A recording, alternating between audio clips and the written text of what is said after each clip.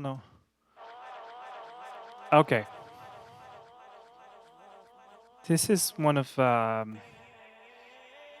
this is one of the things I like to do the most. What I call kind of like the dub effects, where you record something, anything from your track. Like once you're like looking for some inspiration, but you want to keep, um, we want to keep it uniform. You take a vocal or any instruments and you put them through some effects. It could be like weird stuff, whatever, and you can automate them. But you record. You make sure you record all this stuff, and then once you have your full audio track, just reverse it. Simple as that. Like this is what it is. It's probably going through some delays and reverse. So, and I did the same thing, also a similar thing with this thing here. I try to keep pushing the levels, but so this is a string. It's probably part of which string? Where is it? Is it? It's basically part of a string that I put into some weird effects, and I think I probably reversed it again. But see, the thing is, when you start messing around with effects inside, either inside your computer or outside, I have at home I have a tape space echo. I have some pedals and all these things and some filters. And once you start going crazy with these things and you record them, then you get some like a different vibe. And then this was probably just a little bit that I cut because you can find some really nice moment in that, and it becomes like a new sequence more or less. Yeah. So at the yeah, this is basically coming from this string part, and it became that.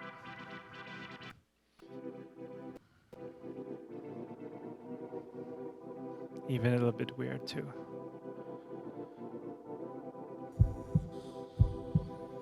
Oh yeah, question. Oh, microphone.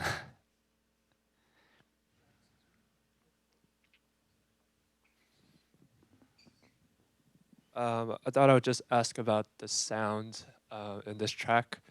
Yeah, It sounds like you recorded a lot of vocals. yeah. I was wondering like how much of the sounds in this particular song or songs in general that you compose, what comes from samples, what comes from presets, or do most of your stuff come from analog synths, or Um, where do you pull most of your? yeah, it's a good question. I used a little bit of everything. Um, I don't I don't really use a lot of sample packs. I have them because I did one for Loop Masters, so I have access to all their stuff. And some stuff is can be really cool. I mean, for example, this shaker, I'm not even sure if I played it. I have an egg shaker and a couple of things at home. So but this one, um, I don't have a problem using a stock shaker or something like that. When I have a problem using is like real parts or even like pre-made effects, because then you go on Beatport and you hear another song that's got the same kind of swoosh that you use and stuff like that. So I try to be like, try to find my own sound. And it's the same thing again. I'm gonna use the same example. But you go on Beatport and you hear the same sound, the same preset from those Korg synth plugins, which are great. I love those, but you know which preset it is, and people just use it, and they don't. You can use that. You can use only soften. You can use whatever you use. You can just make it yours. For example, in this track, it's all synths though. This is this is probably my old Korg Poly 61 that I don't have anymore. That had like a chord memorizer, so you could just play a chord and then play it anywhere on the keyboard. And then I decided to put a Moog bass under it, and I love some soft synths, but you can't get that depth. It's very very hard. And but then this is the ES1 from Logic, so I'm not against it. whatever is there that works. Um, that's not, it's not a problem for me, whatever, and I don't think we should just be like, oh yeah, I'm just analog or I'm just this or whatever, I think it's important to have a priority. Yeah. Oh yeah, microphone. Since you work a lot with vocals, I was wondering what your workflow might look like when you work with vocalists. How long do you wait before you send it off to collaborate? Does the song change a lot after you get the vocals? Okay, I'm gonna sound redundant. I'm gonna say that's Oh, also a good question because it's all stuff that I prepared. So that's great that you guys are asking. Collaborations, yeah, it's very. I've done a lot of collaborations. They all don't work the same way. This is a track that I basically wrote that in Montreal, and I wrote the basic track, and the singer came. Singer is called Wayne Tennant, and he came to my house, and we took the track to a different level. Basically, like there was very basic. Sometimes I do that where like I almost have nothing prepared when the musicians or singers come. Same thing when I did a track with Tortured Soul, and they came to my studio, and when they were leaving the hotel, I had nothing done yet. So they were leaving and they were like, we'll be there in 20 minutes. Oh, okay. So I really just made a beat and some chords that were, not even something that really we kept, but that was the basics basically on what we built on. So, but just for this song, yeah, when the singer came and he started jamming and it gave me some more ideas, the vocal will inspire me to write other parts of music. And then he leaves, and we were supposed to have a second session that we never had because I worked with his vocal. I worked very hard. I just kind of rearranged like the vocals and kind of made a story out of because a lot of singers have a hard time with house music because there's no structure. They don't know where well, there is sometimes, but there's no like verse, chorus, bridge, all this stuff. So it's kind of a bit ad lib, but there's a way to make it happen. But when when you're coming from rock or pop thing, it's very very difficult. So this song was very deconstructed at first, and it didn't really make sense. There was no story, so I had to kind of pace it. I mean, we had the core recorded, but I cut some words and rearranged some things. And another thing here that I wanted to do as well, like something that's like kind of cool to work with when you work with vocals, is to if they're saying something nice, you can like kind of like, for example, here he's gonna say this.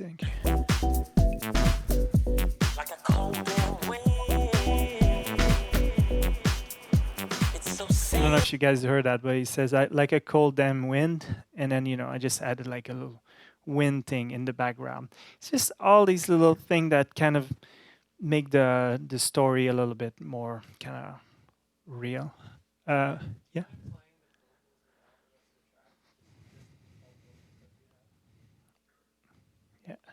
And I'm just gonna have just before that, I want to just finish with collaboration. So there's different ways of collaborating. Um, I've done things where like I send the tracks out to a singer and then I get something back. And at first you like, and then eventually like it, but it's not what you had in mind. I think whatever collaboration should always start together in a studio. After that, you can send files back and forth. I'm doing a lot of things right now with some friends in England and in Germany, and we send files back and forth. But we started the track together, either here in San Francisco or in Europe. And so, I think the most important is to be with the person at least when you write it. After you can be like on Skype or iChat or doing things like that. There's a lot of good things it can be done, but to actually start something that way, I think the human feeling is not there. Yeah. Okay, yeah, so the vocals, is there a part or something, or you just want to hear like I'm not gonna play the whole thing because it's gonna be, but maybe like a little bit of the core here. The way it moves through me, the way it soothes me so soothing. It's so soothing, but it's so cold at the same time. The way it flows, and it's growing through my bones. Oh yeah, like a cold damn wind. It's so sinful. Yeah. It's a bittersweet feeling. Like everything in my life.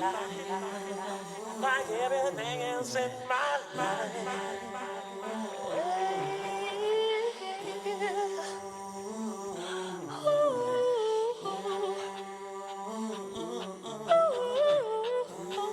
So yeah, this is pretty much like there's a lot of sort of R&B type techniques in this, like the way we made it. You know, like R&B and hip hop, they like to layer a lot of the vocals. This is a little bit more unusual because there's a lot of like weird effects, like especially in the dub section, where right there. This is just something that I personally like. You know, it makes it a little bit different.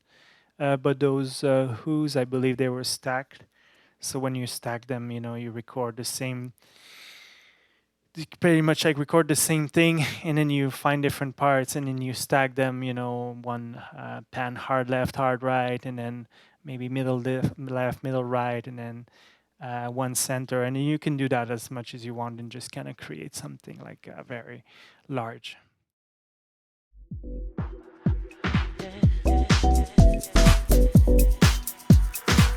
The way it moves through me, the way it soothes me so soothing.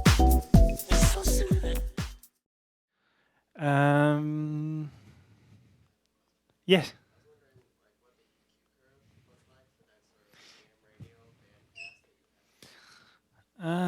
I was wondering kind of what the EQ curve was for the AM radio bandpass that you sort of had on the vocals that's made them cut through really well. I use that a lot. In fact, before when I was on Cubase a long time ago, I used to use these thing called GRM tools. Pretty much just like a filter. Well, you have like a kind of a, you can very narrow like your band where you just hear like a little bit or something like that. I always like them on vocals. I like when, I don't know, I don't like very bassy vocals. Again, like that's kind of maybe just I like when they kind of stand out like that. On this one, I'm not sure if it's this one, but there's a plugin I use, which I don't have here, obviously. I think it's called Vinyl. Is it Isotope or something like that? I think it's a free plugin as well, and it's supposed to mimic how vinyl sounded. And you got like 80s, 70s, 60s, and 50s, and you've got 78 RPM, 45 RPM, 33 RPM, and then you can add some dust and mechanical things. But I like the filter on it, which the filter is just the year. So I just turned down the year to 1960, and that's what I get. So I use that. Otherwise, if you go, for example, and you take the Logic EQ right there, and there's one here. That's not what I use because I just do it myself. But that's probably something that you could like it's hard like now because I had to bring my stems file. I can't remember everything, but yeah, it's more or less you're basically isolating that middle part here, and that's another thing with mixing that I also wanted to talk about is like how to like really isolate the sounds and to make certain sounds like stand out, you know, and to have like if the bass is not needed in something and the vocal and the highs is not needed, if you cut it, then there's more room for the rest of the stuff that needs that part of the frequency. So yeah, so more or less like if I was to do one, for example, reset settings here. So if I was to just try one real quick, I would probably do. Now that it's tough because there's already kind of one. But I would do something like. Oh God.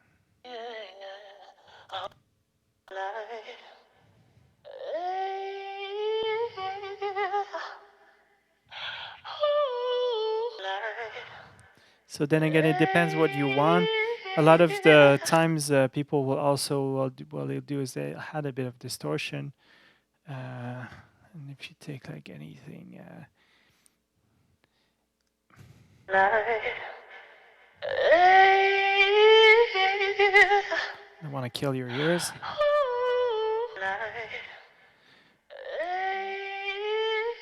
So basically, yeah, something like that. What I like on this effect sometimes too is to add a very fast delay too on this kind of vocal. So if you go like.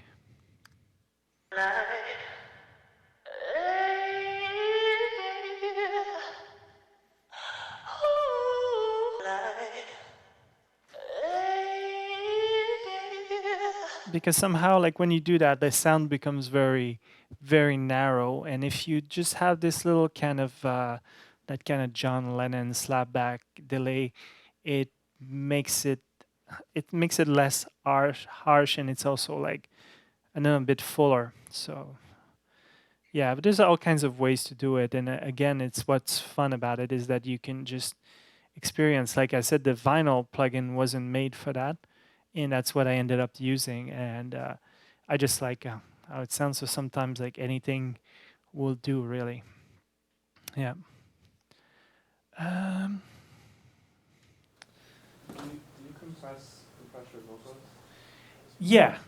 Like all together, or There's many ways of doing this.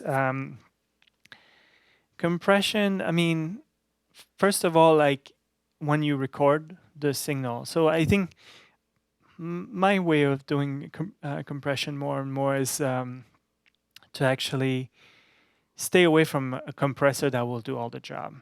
So more like staging it. So when you record a vocal, you want to have a little bit of dB reduction, not too much because you can't take that away.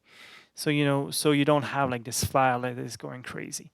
After that, before fixing everything with a compressor, work with your levels, like the automation. Once you got your automation pretty nice, then you can bounce the file so you don't have to deal with like all the automation. And already you have something a bit more together. Then you can add a compressor. If you want to add a little bit of compressor on each of your parts and then group them and have them together, that's also cool. Or you can have your full vocals compressed, and then you can, sometimes what people do is like the background vocals, they'll compress those harder. And then another thing that can be done also is parallel compression. You guys probably know about this already. Does anyone not know about? No. Parallel compression is it's what they used to call the New York compression trick, and it's basically instead of putting here, for example, I do that on drums. So let's just do a little trick here with the drums, but you can do that with everything. So okay.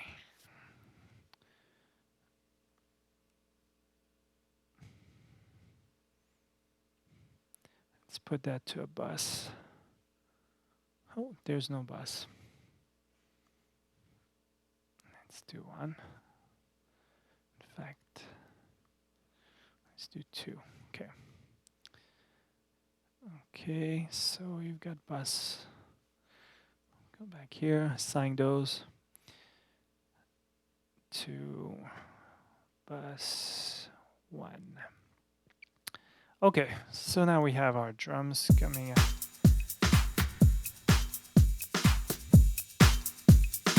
out of bus 1, right? So normal compression would be this. I put a compressor here, whatever, choose like a setting, like for example.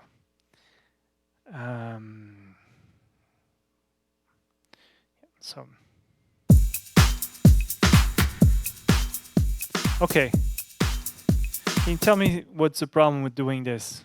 Does anyone know what the problem is? Listen, if you listen to that now, and then when we take it out,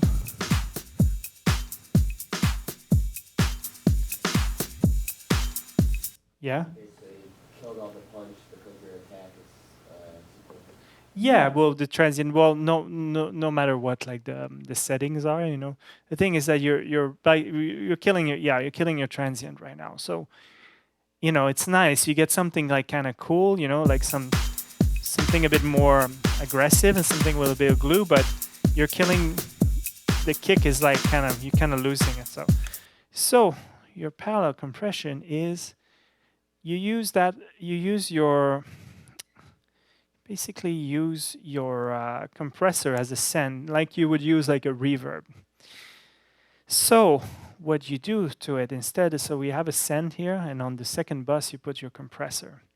So now I have like my signal, which is gonna stay the same. So I've got that, and then what I'm gonna do here, I'm gonna turn this up. Okay, now it's exaggerated a little bit, but basically here's my return. Okay, so you gotta check your levels, so you gotta do some unity gain and everything. But so basically you want to add the aggressive part of the compressor. So the second compressor, again, don't look at the settings, and the settings is something you can work at home. It's always different. But so what you want is the aggressiveness of the compressor. So you go like,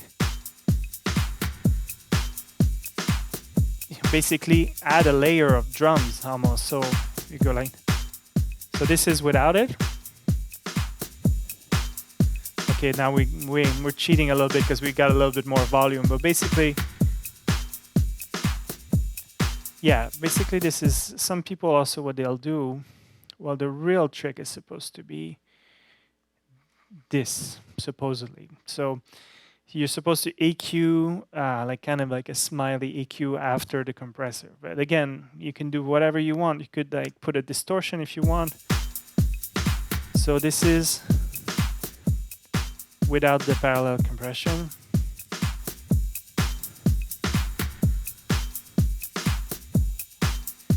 Usually I use universal audio plugins. I use a lot. I have been a long time user of the UAD plugins. I couldn't bring them here because they're all on my tower.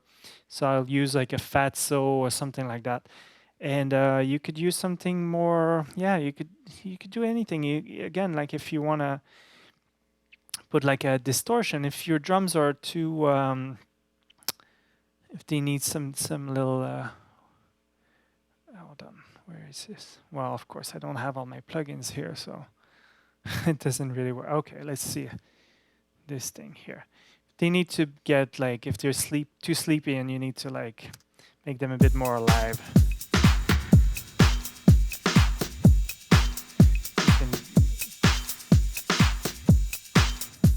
So that's your regular, and then you go like.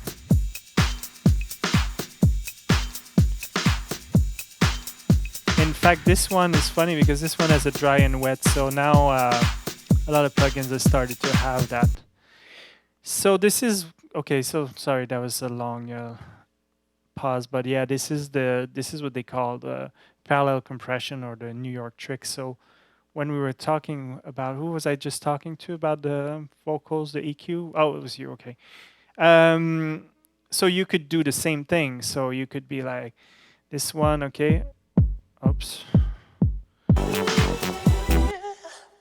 Sometimes, you know, maybe it's not coming out enough, so you go like,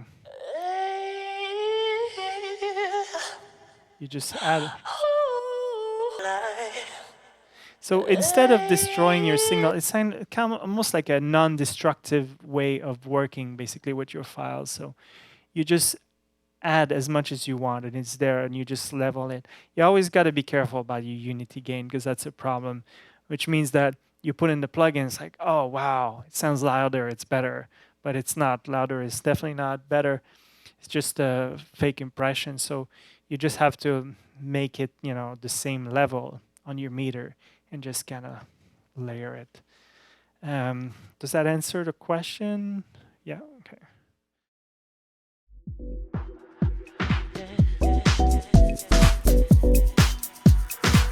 The way it moves through me, the way it soothes me so soothing, it's so soothing. And okay. Well, I mean, I don't want to spend the whole class on this one track. This one was the most like kind of the most complex one that I wanted to show you guys. So if you have any last question on this, or yes, microphone.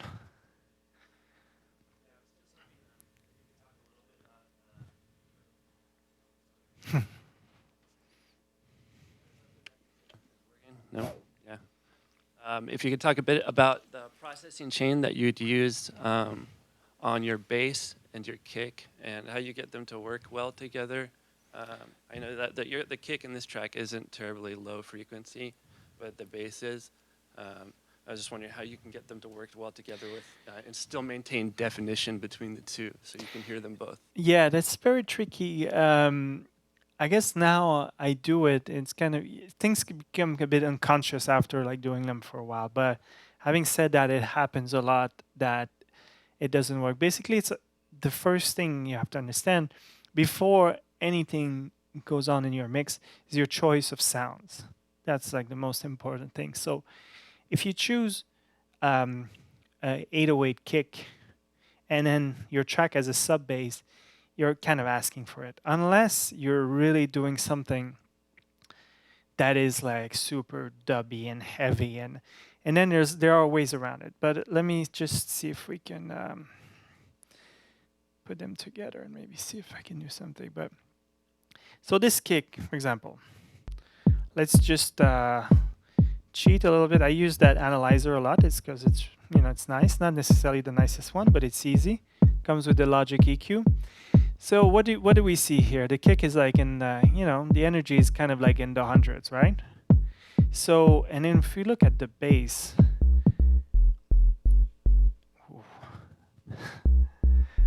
well, the energy is below that. So that already works. So basically, if you choose your sounds right, you know, it's going to make sense, and then you can only apply a little bit of massaging. But the thing is, like for example, like the best example of like a great mix is a classical orchestra. I mean, it's a perfect mix just because of how the instruments are placed, you know, and already the natural stereo, the acoustic, and the choice of instruments, their timbre when they play and how they play together. That's a mix right there. Nobody has to like go crazy on that. So your choice of sounds right away, you know, very important. Then, you know, there's another thing that people do. There's, well, a few things that you can do to cheat. Well, it's not cheating, it's just different. But, for example, you do like the main trick. Okay, well, there you go. We're going to talk about sidechaining now. I think everybody knows about sidechaining, but without like having the big sidechain effect. Everybody knows about sidechain compression, I'm sure by now. Anybody know? Yeah, perfect. So we go here, and you want the kick to be the king. So you're on your bass, you introduce a compressor, and the kick is going to go and kill it. Well, kill the sound a little bit, depending, you know. So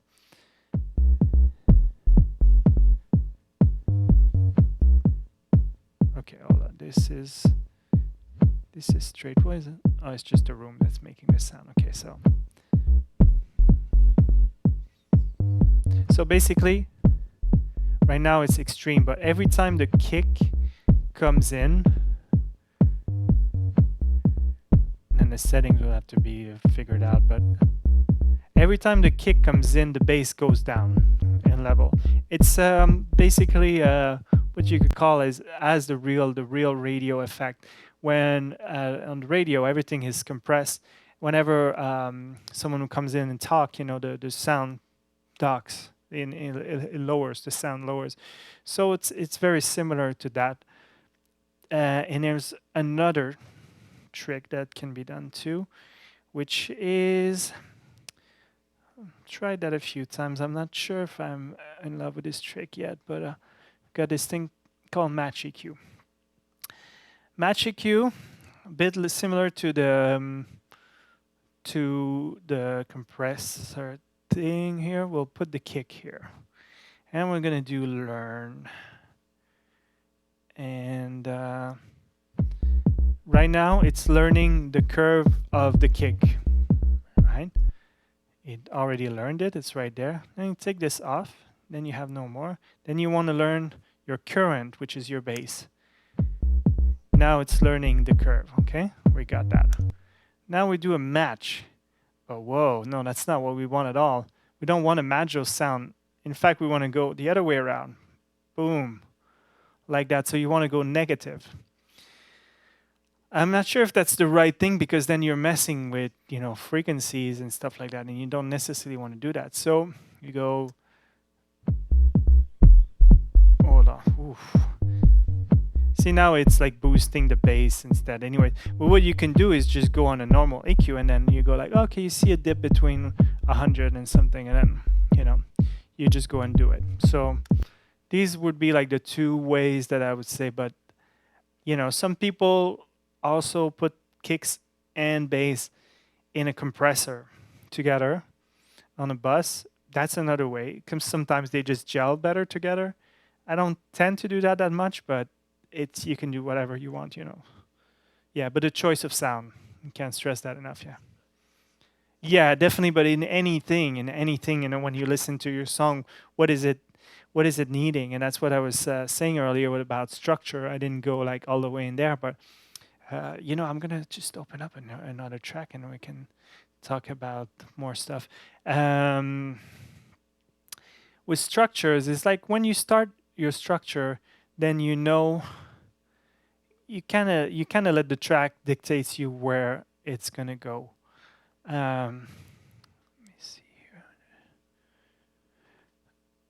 here. So instead, like I said, instead of like stacking things, you will look at your track like that, and as it plays along and you have a bit of a structure, all of a sudden you think, oh, well, this would go well there at this moment. You create more like moments rather than just having something that's very linear, but like that.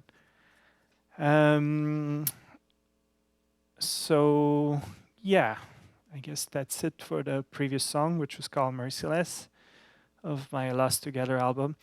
Now I'm gonna play a remix. I've done a ton of remixes, and this is like, I don't know, like I really love doing remixes, and end up being like, it kind of takes over your producing job a lot of the times.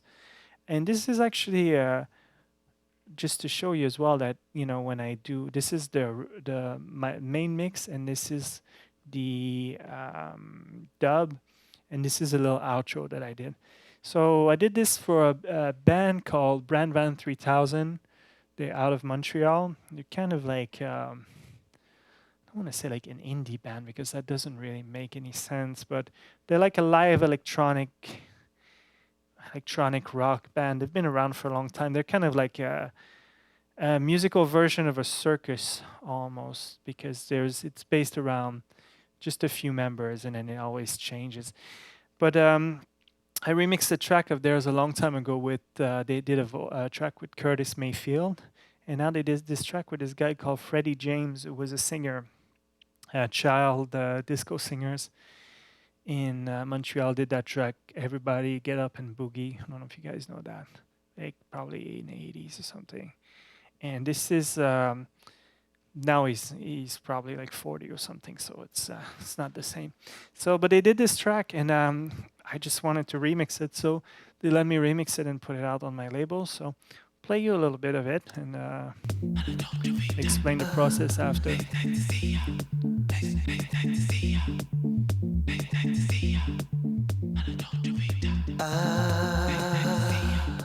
So nice to see you.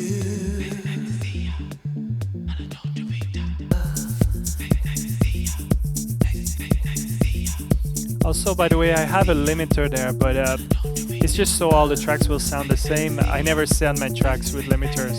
Always leave it to the mastering engineer. We can talk about it later, though.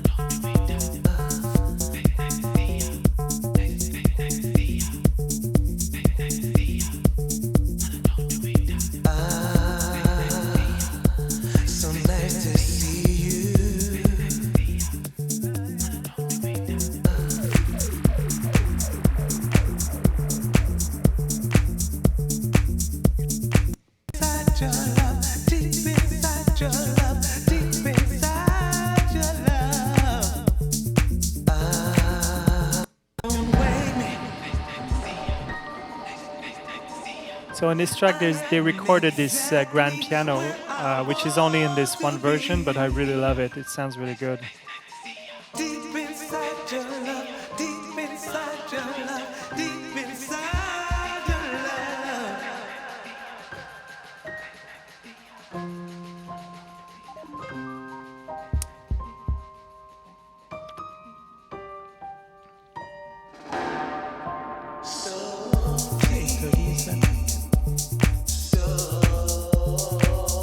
So in this track, I love the piano so much that I decided to do something that I've never done before.